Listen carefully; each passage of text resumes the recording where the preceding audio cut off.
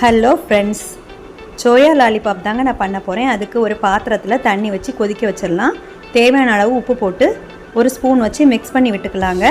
Mix பண்ணி விட்டதுக்கப்புறமா ஒரு பவுல் அளவுக்கு நான் சோயா எடுத்திருக்கேன்.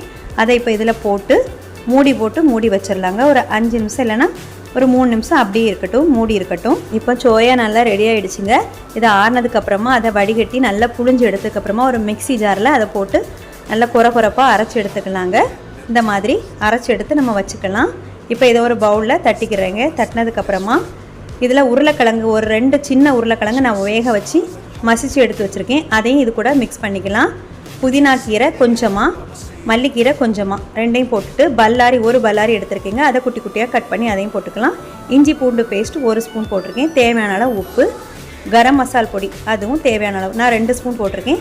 1/2 ஸ்பூன் வத்தல் பொடி எல்லாம் போட்டு நல்லா மிக்ஸ் பண்ணி எடுத்துக்கலாங்க. இந்த மாதிரி மிக்ஸ் பண்ணி எடுத்ததுக்கப்புறமா இந்த பாருங்கள், இந்த பக்குவத்துக்கு இருக்கணும். உருண்டை பிடிச்சா பிடிக்கணும். அதே மாதிரி இப்போ ஒரு பிளேட்டில் ஒரு முட்டையை உடச்சி கலக்கி வச்சுக்கலாங்க.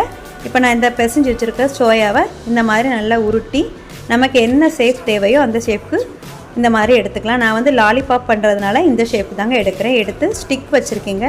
இந்த ஸ்டிக்கில் நம்ம இதை இந்த மாதிரி குத்திக்கிட்டு எடுத்து வச்சிடலாங்க. தனியாக எடுத்து வச்சிடலாம். நான் இப்போ ஒரு சாம்பிளுக்கு 3 பீஸ் எடுத்து ரெடி பண்ணி வச்சுருக்கேங்க.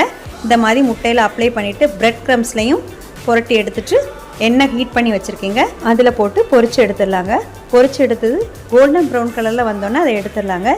எடுத்து நம்ம சாப்பிட வேண்டியதுதான். டொமேட்டோ கெச்சப் வச்சுதாங்க நாங்கள் சாப்பிட்டு பார்த்தோம். செம்ம டேஸ்ட்டாக இருந்து சிக்கன் லாலிபாப் டேஸ்ட் மாதிரியே இருந்துங்க. செம்ம டேஸ்ட்டு. நீங்களும் ட்ரை பண்ணி பாருங்கள்.